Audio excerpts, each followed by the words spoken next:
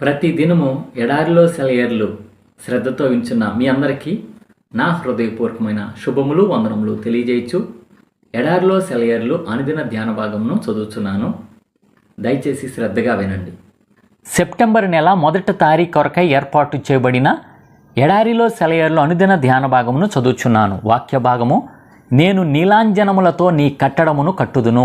యెషయా గ్రంథము 54వ అధ్యాయము 11వ వచనము. ధ్యాన భాగమును చదువుచున్నాను.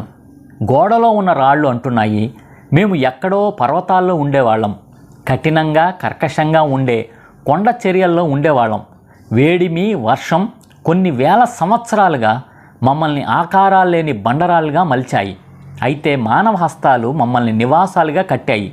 మాతో నిర్మితమైన నివాసాల్లో మానవులు పుడుతున్నారు, బాధలు పడుతున్నారు, పండగలు చేసుకుంటున్నారు, విశ్రాంతి తీసుకుంటున్నారు. వాళ్లను మమ్మల్ని చేసిన సృష్టికర్త నియమించిన పాఠాలను నేర్చుకుంటున్నారు. మేము ఇలా ఆశ్రయం ఇచ్చే రాళ్లుగా రూపుదిద్దుకోవడానికి ముందు మేము చాలా శ్రమలను అనుభవించాం. తుపాకీ మందు మా గుండెల్ని చీల్చింది. పెద్ద పెద్ద సుత్తులు మమ్మల్ని పగలగొట్టాయి. ఆ దెబ్బలకు అర్థం లేనట్టు అనిపించింది. ఎందుకు కొడుతున్నారో మాకు తెలిసేది కాదు. చాలా కాలం వికృతమైన రూపాలతో చెల్లాచెదురుగా పడి ఉన్నాం. కొంతకాలానికి మమ్మల్ని ఈ ఆకారంలోనికి తెచ్చారు. సున్నితమైన పరికరాలతో మమ్మల్ని నునుపు చేశారు. ఇప్పుడు మాకు ఆకారం ఉంది, మా ఉపయోగం తెలిసింది. ఇప్పుడు మనుషులకు మేము ఉపయోగపడుతున్నాం. ఇప్పుడు నువ్వు ఆకారం లేకుండా క్వారీలో పడి ఉన్నావు. మాకు ఒకప్పుడు అనిపించినట్టే ఇప్పుడు నీకు ఇదంతా ఎందుకో అర్థం కాదు. కానీ ఉన్నత సౌధాన్ని కట్టేందుకు నువ్వు ఉపయోగపడనున్నావు. కొంతకాలానికి దైవహస్తాలు నిన్ను నీ స్థానంలో ఉంచుతాయి. పరలోకపు దేవాలయంలో సజీవమైన రాయిగా నువ్వు కలకాలం ఉంటావు. నిశ్చల నిశీదిలో నిశ్శబ్ద సంగీతం, చక్కని పాలరాతిలో దాక్కున్న సౌందర్యం. సంగీతం వినబడాలన్నా, సౌందర్యం కనబడాలన్నా కళాకారుడు కావాలి, శిల్పి రావాలి. దివ్య సంగీత విద్వాంసుడా, నాలోని సంగీతం మోగవోకుండా నీ చేతులతో జీవం పొయ్యి. ఓ పరమశిల్పి, నీ సుత్తితో ఉలితో చెక్కి నాలోని సౌందర్యాన్ని వెలికితీయి. ఇదే ఈ దినమునకై ఏర్పాటు చేయబడిన ఎడారిలో సెలయేర్లు అనుదిన ధ్యాన భాగము. ప్రార్థన. పరలోకమందున్న మా తండ్రి, ప్రేమ కలిగిన తండ్రి, జీవం గల దేవ, ఇచ్చిన మరి యొక్క మంచి వర్తమానాన్ని బట్టి వందనములు స్తోత్రం చెల్లించుకుంటున్నాం ప్రభువా.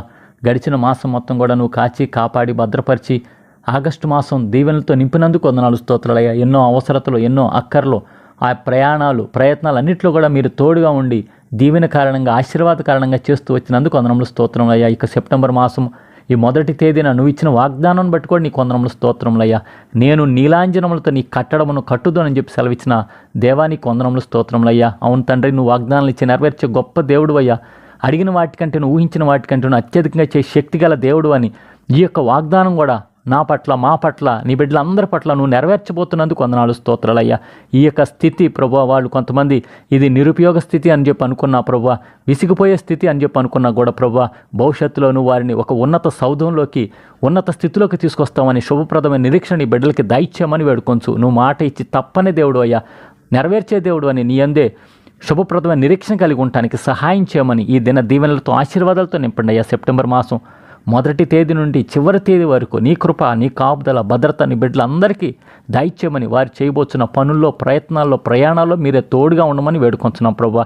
అయా, వారందరూ కూడా తండ్రి అనేకులకి దీవెన కారణంగా ఉండటానికి సహాయం చేయమని, ఒకనొక దినాన్ని నువ్వు తిరిగి వస్తున్నావు అని చెప్పేసి శుభప్రదమైన నిరీక్షణ మాకందరికీ దయచేయమని, మా కొరకు తిరిగి త్వరలో రానై ఉన్న యేసు పరిశుద్ధ నామంలో ప్రార్థించి వినయంగా వేడుకొంచున్నాము తండ్రి. ఆమేన్. మన తండ్రి అయిన దేవుని యొక్క ప్రేమ, ప్రభువైన యేసుక్రీస్తు వారి కృప, పరిశుద్ధాత్మ యొక్క అన్యోన్య సహవాసము సదా మన అందరికీ తోడై ఉండును గాక. Amen. Praise the lord. Shalom.